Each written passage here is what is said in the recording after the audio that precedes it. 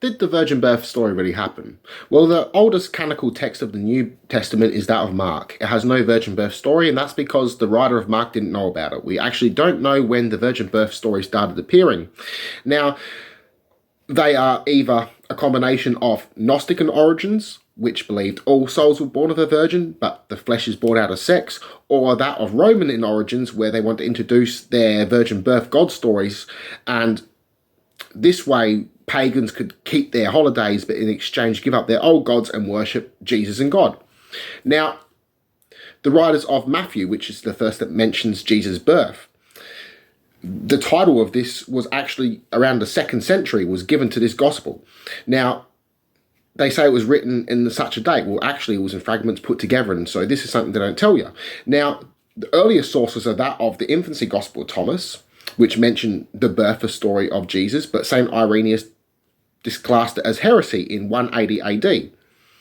Now, they say this document is written around the 2nd century, but what they don't tell you is it in fact comes from earlier sources, Gnostic in origin. So this particular text we have now wasn't so much written by the Gnostics, it was preserved by the Gnostics in a Nag Hammadi library in order to protect it. It was popular amongst all groups of Christians, including the Gnostics, just like, say, the Book of Enoch.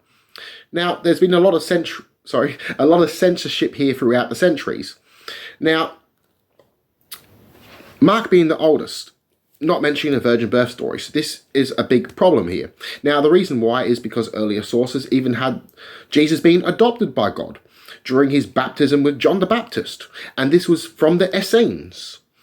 Now, we still have these texts remaining, though most of these are in fragments, in pieces. Much of it is missing. There's also a lot of mistranslations, especially with the Gnostic Gospels. Now, well, I should say Gnostic scriptures, such as the Gnostic Gospels, for instance. They've changed all the writings around. You can even find some different versions of translations in, say, the Nag Hammadi library, and, say, the Lost Scriptures. I love the Lost Scriptures, more authentic for translations.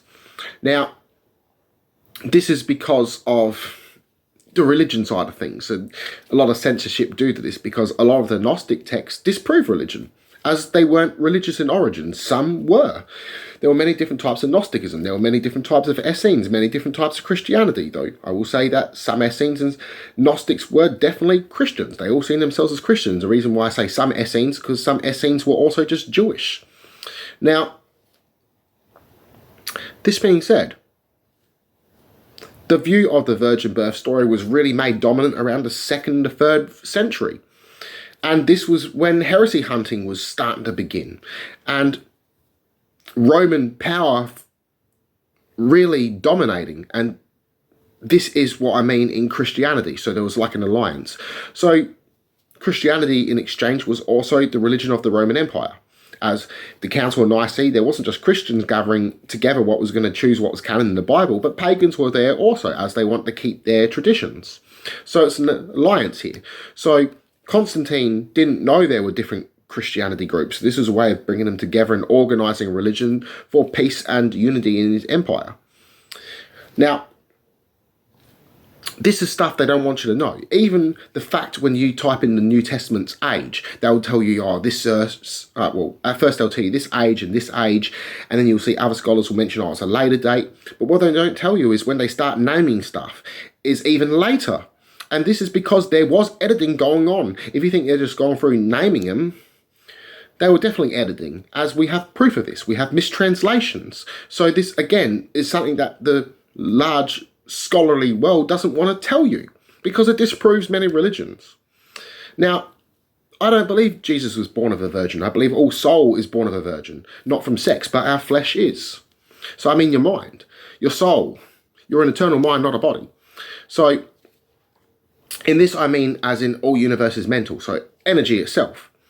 Now, so above, so below is in a sense of creation, so we create through sex, as everything is energy. So in a way, atoms and neutrons all vibrating amongst each other, sparking matter, and etc. Now, all of this is symbolic. It can be spiritual. It can be taken as just scientific. It can be taken just as purely atheistic. It doesn't have to be spiritual. Now, this being said, it's so much about control with religion, where spirituality is more just being a good person. And this was the mindset of the Gnostic. They want to improve themselves, seek meaningful experiences in order to develop themselves into higher levels of being, higher levels of consciousness, in order to return to the source, return to energy, to stop reincarnating. So, peace and love, everyone. I love you all. Connect to one mind and soul. Namaste.